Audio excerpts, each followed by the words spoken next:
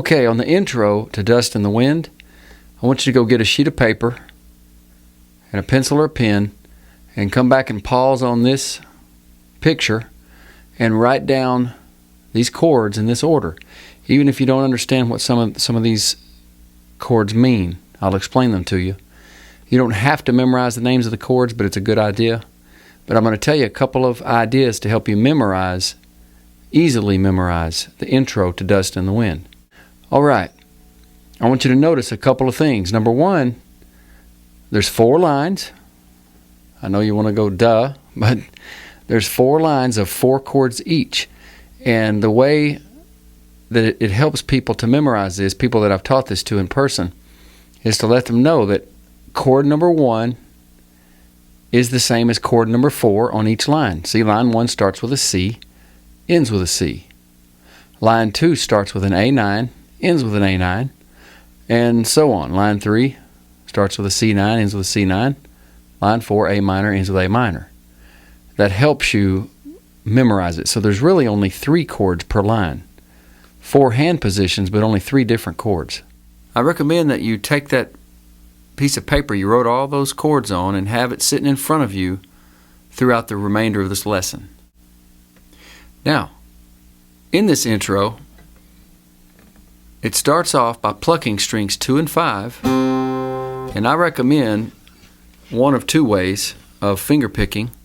It's going to be very difficult. You really can't play this with just a pick. You can hold a pick if you want to finger pick with a couple other fingers and use the pick at the same time. You can do that, but I'm going to do it finger picking, and I recommend you either put your pinky down here to base your hand to where your hand's not out here in midair. Either put your pinky down here to keep your hand in position, or have this part of your hand touching right up in here, right off the strings. Have the thumb out to the left of your fingers and twist your hand down a little this way and bring this knuckle up real high, and your hand will sit just like you're holding a baseball bat, just like this. And typically, most of the time, we're going to use our thumb to take care of strings 4, 5, and 6.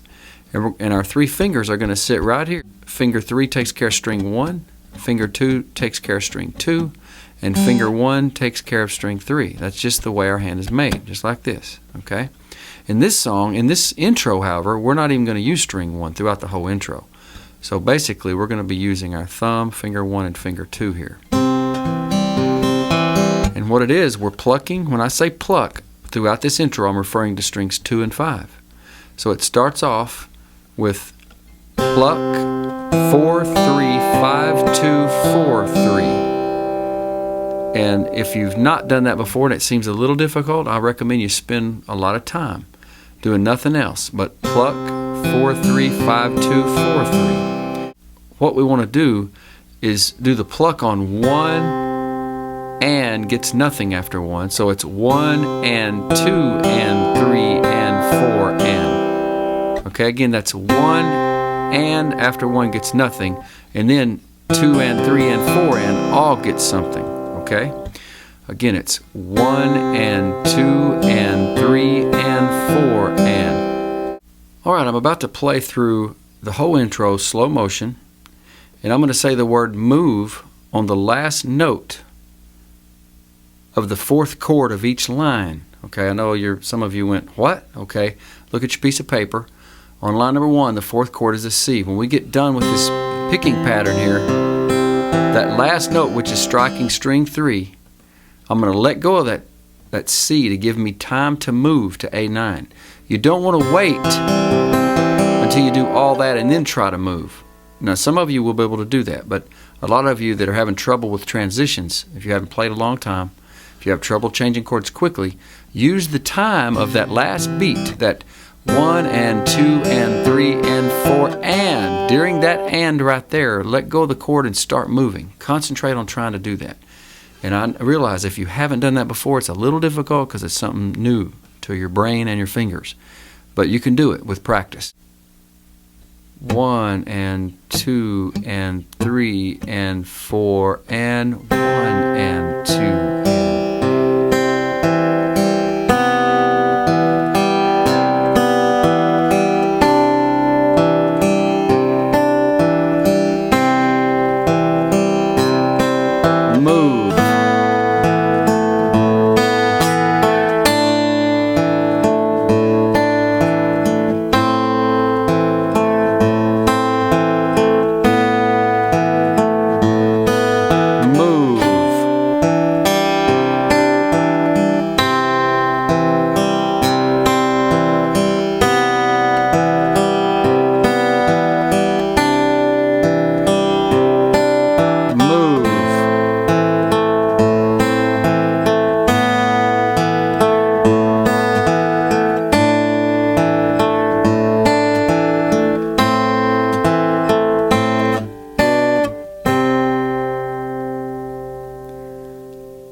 last A minor in the intro, it's done a little differently, okay? It's going to be pluck, 4-3 pluck. That's all A minor gets on the last A minor of the intro, because at that point it's going to go to a G with a B bass. And you can do that with fingers 2 and 4 or fingers 1 and 3. Most people that I've taught this to, most people that I know, use fingers 1 and 3.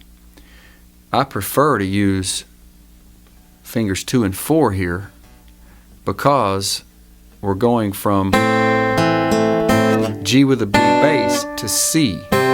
So there's G, B bass, and finger 2 is already where it needs to be for, well, actually it's one string off. I got to lower it one string to get to the C. But that's easier than moving all the way around to here and then all the way back around to here. And I know a lot of you don't like using your pinky because you haven't used it much. Well, practice with it. It will strengthen up, do curls. 1, 2, 3. I recommend, 3 sets of 12 reps each. No, I'm just joking. It's late. It's like after 12:30 at night here. So you leave off the curls. Just press into that string. Get the thing working. All right. So at the end of the intro, it's pluck, 4-3 pluck, and then pluck G with the B bass, and just pluck those 2 strings, 2 and 5, one time. And then it goes to C and starts the picking pattern over again. All right, I'm going to go through the chords required to play this intro in the order that they're played. C, C major 7, C9, adding pinky to 2nd string 3rd fret, back to C. All right, A9 is simply fingers 2 and 3 in fret 2 on string 4 and 3. On line number 2, it's A9, A sus, adding pinky to 3rd fret, string 2, A minor, back to A9, and then C9, which is the C, adding pinky, 3rd fret, string 2, C, C major 7, C9, and then A minor, A9, A sus, A minor.